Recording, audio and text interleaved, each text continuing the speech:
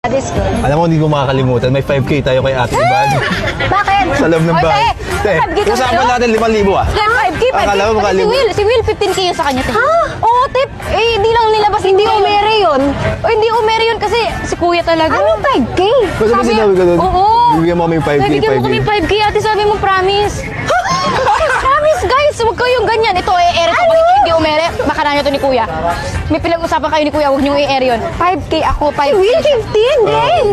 Si Will, 15. Bakit? Saan? Ako hindi ko rin maalala. Si Will na, kasi mo basta alam nun. ko may promise ka lang sa amin na, Siya yung sige, lagi, 5K, 5K. Oo, siya yung lagi nagsasabi na, diba natin 5K? O sige, paglabas. O tapos syempre ako din, no? Parang, pegi rin ako 5K.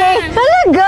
Si Will, 15, naging 15 kasi sabi niya, siya yung nauna, bakit kami 5K, tapos mo siya din. Parang ganon. Hindi mo maalala. Ang dami ko palang Grabe, utang. nakakalimot ng Grabe. utang oh. Hindi ko talaga alam yun. Basta naalala ko, may usapan tayo, Baguio. Walang 5K. Plus 15K, sorry. Walang 15K. Meron talaga. Tatanungin ko si Will. Will, meron ba akong utang na 15K? Meron talaga. Ate, sa garden area pa tayo, no? Sa garden area, may pinag-uusapan natin, yung mga crush-crush. yung 5K, no? Oo, walang 5K dun. Promise. Hindi. Will, may utang ba ako sa 15K? Meron. Ay, gumagano kayo para talaga. Ay, thank you po. Kain niyo. Grabe yung utang niyo. Usapang pera talaga. Matalas yung